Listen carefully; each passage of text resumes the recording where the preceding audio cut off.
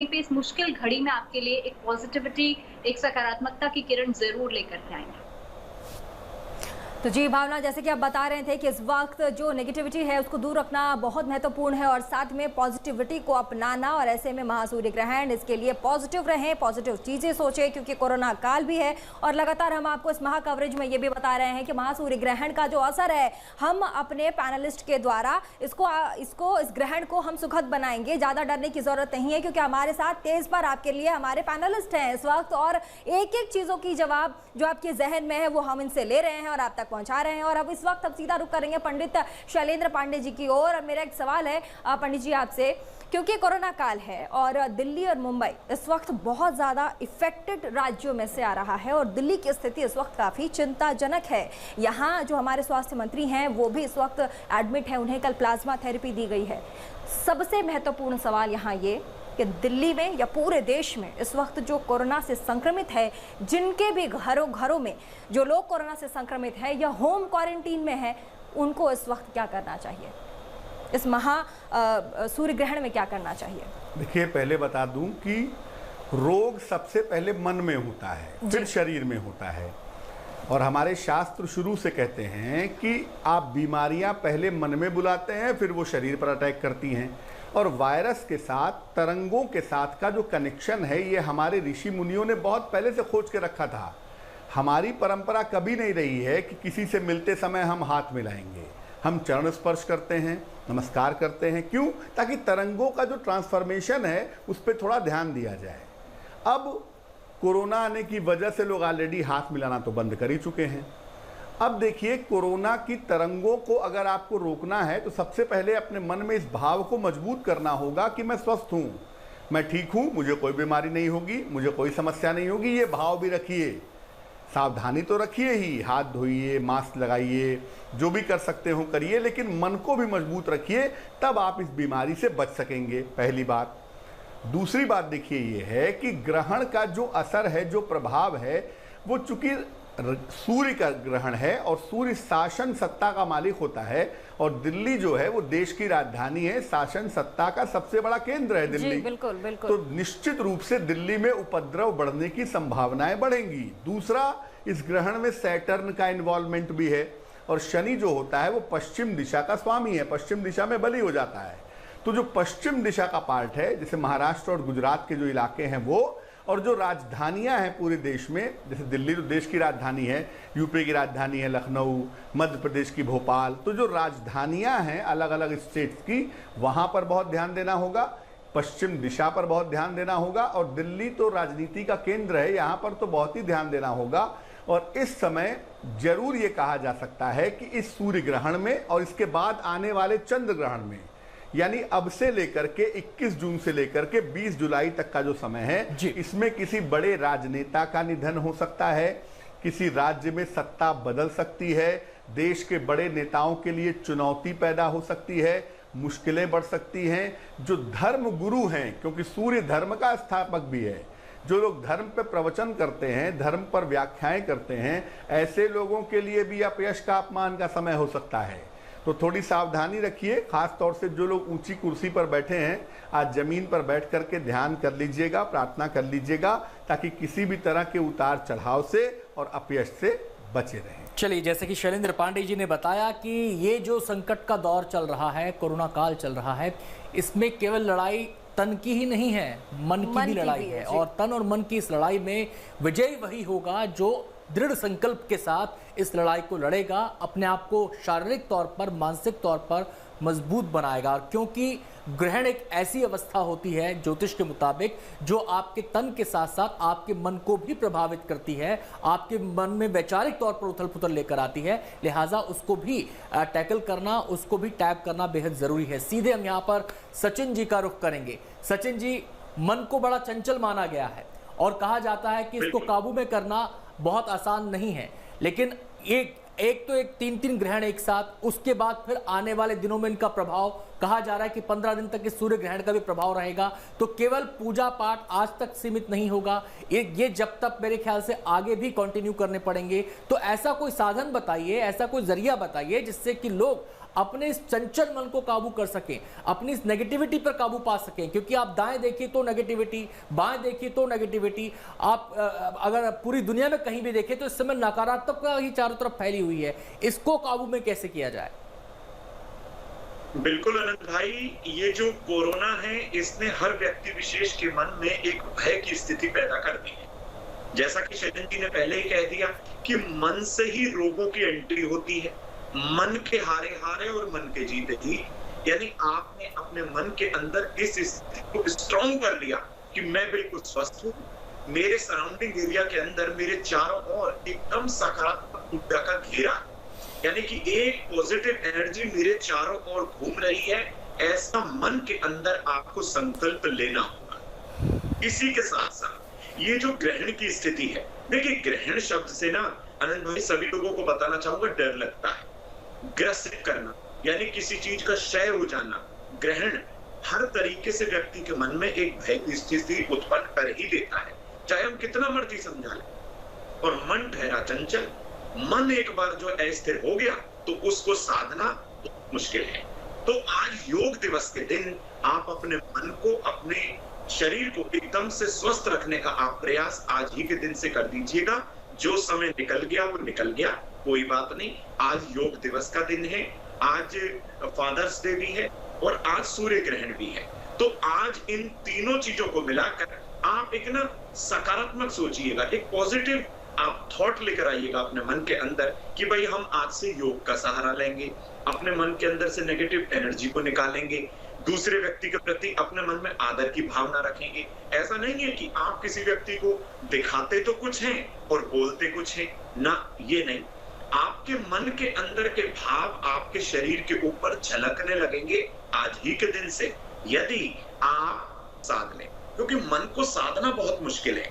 मन चंचल है, चंद्रमा मन का कारक है, और चंद्रमा यदि पीड़ित हो जाए तो मान के चलिएगा सारी स्थितियां गड़बड़ होने लगती हैं। चंद्रमा के आधार पर ही तो सब कुछ गणना होती है, चंद्रमा के आधार पर कुंडली का निर्माण होता है। तो यदि आप चंद्रमा को साधेंगे, अपने योग का सहारा लेंगे तो आप स्वस्थ भी होंगे, हर बीमारी पर आप अपने मन को जो स्ट्रॉन्ग करके कंट्रोल भी पाएंगे। कई स्थितियां ऐसी होती है, डॉक्टर कहते हैं आप थोड़ा धैर्य रखिए, आप थोड़ा साहस दिखाइए, घबराइए बिल्कुल मत। उस समय व्यक्ति के मन में चंद्रमा की जो स्थिति होती है वो बिल्कुल गड़बड़ाने लगती है, अस्थिरता पैदा कर देता है चंद्रमा। तो अपने मन को एकदम से पकड़ कर रखिएगा। आज ही के दिन से प्रयास करिएगा, भगवान सूर्य की उपासना करनी है। जो पीक टाइम होगा 12 बजे के लगभग, उस समय आपको भगवान सूर्य के वैदिक मंत्रों का जाप जरूर करना है, विष्णु सहस्त्र नाम का पाठ करना है। और जब ये ग्रहण खत्म हो जाए तो भगवान सूर्य को तांबे के लोटे से जल जरूर अर्पित करना है। एहि सूर्य सहस्तांसो तेजो राशि जगत्पते अनुकंपे मान भक्ता ग्रहण अर्घे नमस्तुते। तो इस प्रकार ये अर्घ देने का मंत्र होता है। जी बिल्कुल पंडित जी, जैसा कि हम सब बता रहे हैं, मन चंगा तो कठौती में गंगा, मतलब कि अगर आपका मन चंगा है तो आपकी कठौती में गंगा है, आपको गंगा घाट जाने की ज़रूरत नहीं है। और लगातार हमारे पैनलिस्ट यही बता रहे हैं कि इस कोरोना काल में आप पॉजिटिव रहें, पॉजिटिव एनर्जी को बनाए रखें। किसी भी तरह की नेगेटिविटी आपके पास अगर है, कोरोना का पेशेंट भी है तो भी उसको आप पॉजिटिव तरीके से आप उसको टैकल करिए, पॉजिटिव नज़रिए से देखिए और देखिएगा कि आपके आसपास एक जो ऊर्जा है वो पॉजिटिव ऊर्जा वो आपके लिए ज़रूर काम करेगी। और चलिए मैं अपना जो अगला सवाल है वो भावना जी से ले लेती हूँ। भावना, एक सवाल है जो मेरे जहन में इस वक्त है, क्योंकि भारत को गांव का देश कहा जाता है और ऐसे में जो महाग्रहण है, महासूर्य ग्रहण है, इसके बारे में जो भ्रांतियां हैं वो शहरों के कंपैरिजन में गांव में ज्यादा होती है। और अभी हमने कुछ दिन पहले अभी पूरे देश में तमाम मीडिया चैनलों में हमने देखा कि जिस तरह से कोरोना माई की पूजा भी की गई और ऐसे में महासूर्य ग्रहण भी है। तो क्योंकि भ्रांतियां हैं और कंफ्यूजन इतना ज्यादा है कि इससे इस वक्त गांव के लोग जो है, जो इस वक्त महासूर्य ग्रहण को एक दूसरे ही नजरिए से देखते हैं, उनके लिए क्या कहना चाहेंगे आप?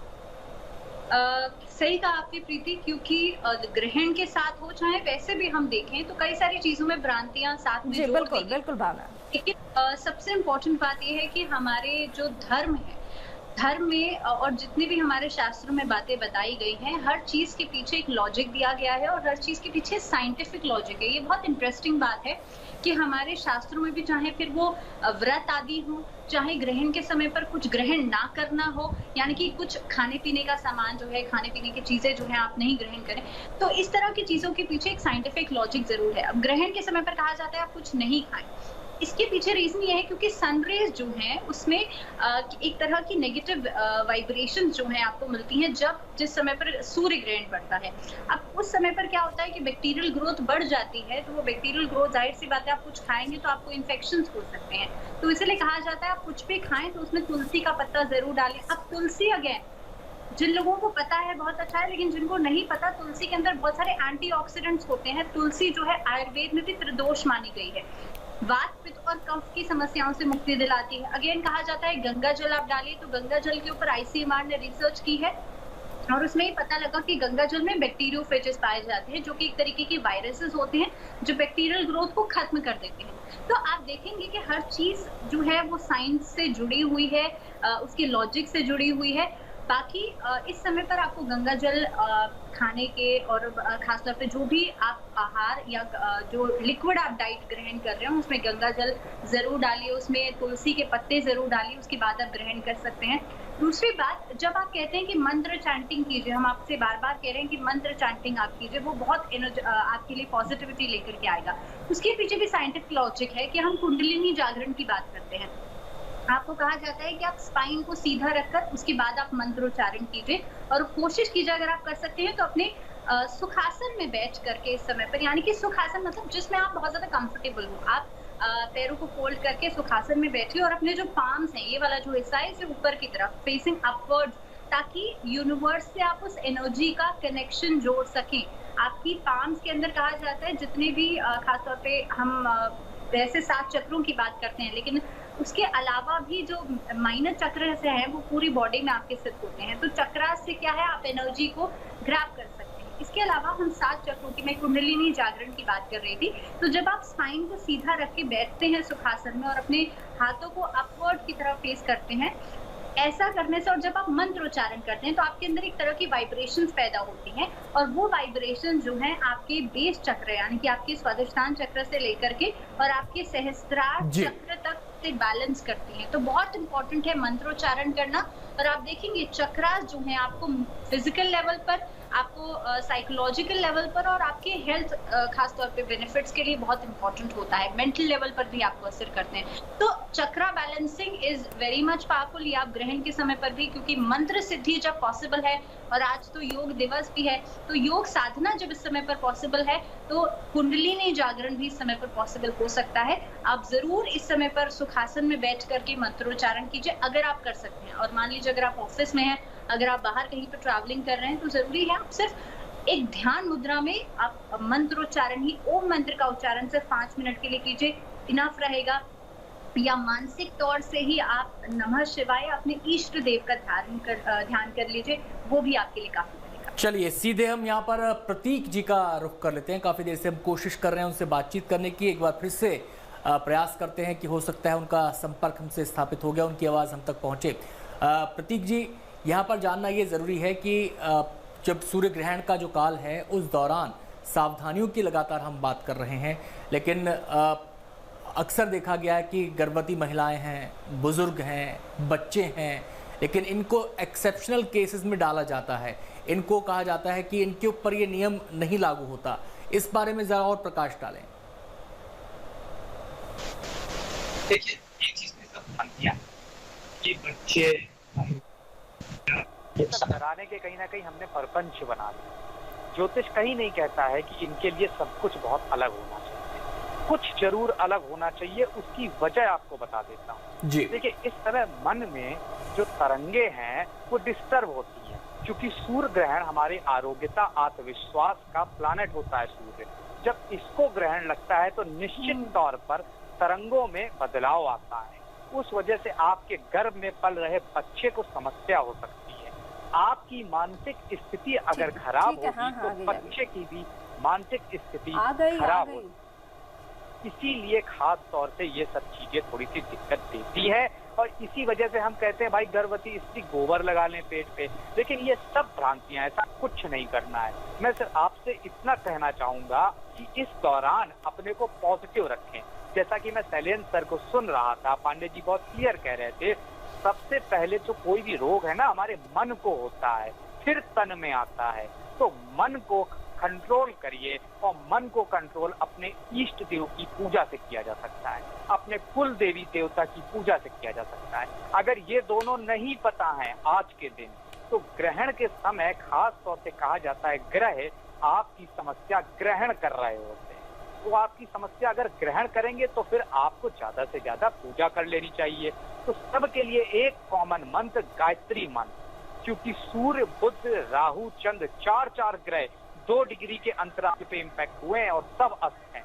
तो निश्चित तौर पर 4 ग्रहों का बल खराब हुआ है। उसी के साथ साथ कृष्ण पक्ष की आषाढ़ के मंथ में कहीं ना कहीं जी प्रतीक, तो आज महासूर्य ग्रहण है और महासूर्य ग्रहण पर मैं लौटती हूँ आपके पास प्रतीक जी। और महासूर्य ग्रहण पर आज हमारी विशेष कवरेज लगातार तेज पर जारी है और हम आपको बता रहे हैं कि महासूर्य ग्रहण में इस बार आज के सूर्य ग्रहण में 21 जून के सूर्य ग्रहण में क्या करना चाहिए, क्या नहीं करना चाहिए, क्या खाना चाहिए, क्या नहीं खाना चाहिए, इसके साथ ही इस ग्रहण का आपके जीवन पर क्या प्रभाव पड़ेगा, देश और दुनिया पर इस ग्रहण का कितना असर देखने को मिला रहेगा। वक्त है छोटे से ब्रेक का, कहीं मत जाइएगा, देखते रहिए हमारे साथ तेज पर सूर्य ग्रहण की महा कवरेज।